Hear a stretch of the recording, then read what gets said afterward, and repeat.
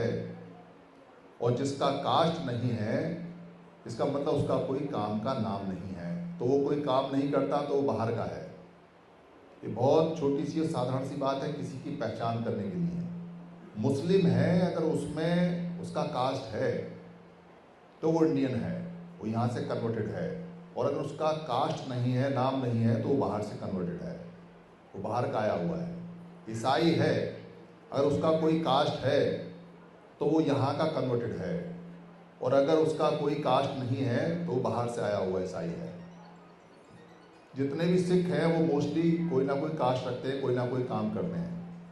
वो यहीं के कन्वर्टेड लोग हैं, जिनका नहीं है वो बाहर के हो सकते हैं। ये छोटी सी पहचान है आपको ये पता करने में कि समण कौन है और वमण कौन है। कास्ट मतलब काम करने वाला, मतलब यहाँ का। पुराने ज़माने में एक व्यक्ति की 5-5 कास्ट हुआ करती थी, एक एक परिवार में। एक परिवार में 5 लड़के हैं, एक राजकर्मी है, राजा के यहाँ काम करता है, उसका कास्ट हो गया राजधर्म या राजकास्ट, राजकर्मी। एक कठकार हो गया, जो कठ का काम करता है, लकड़ी का काम करता है, वो कठकार हो गया, जिसको आप बढ़ई बोलते हैं, कारपेंटर बोलते हैं। एक कुम्हार का काम करता है, कुंभ बनाता है, गड्ढे जैसे बनाता है, उसको कुंभकार बोल दिया। एक माला जग बनाता है, फूल इकट्ठे करता है, उसका माली हो गया। एक खेत का काम करता है, वो कस्सक हो गया, किसान हो गया। और पिताजी उसके कोई और काम करते हैं, शिकारी हैं, लुद्धक हैं, तो उनका शिकारी हो गया।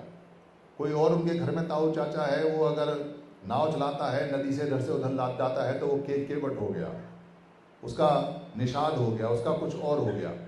ये सारे काम के नाम है। एक परिवार में एक व्यक्ति की, एक परिवार में 5 लड़कों की 5 कास्ट हो सकती हैं, 6 कास्ट हो सकती हैं। और जैसे ही काम बदलता है कास्ट बदल जाती है, क्योंकि कास्ट का मतलब है काम का नाम। ये पहचान बताने का है कि आपकी पहचान क्या है, आपके काम की पहचान क्या है।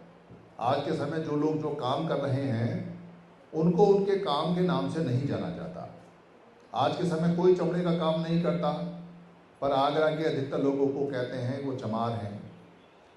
चमार होना दिक्कत नहीं है, दिक्कत 200-300 साल से तब आई जब उन्होंने, जो वमन लोग थे, उन्होंने यहाँ के काम करने वाले को हेय दृष्टि से देखना, दिखाना या प्रचारित करना शुरू किया।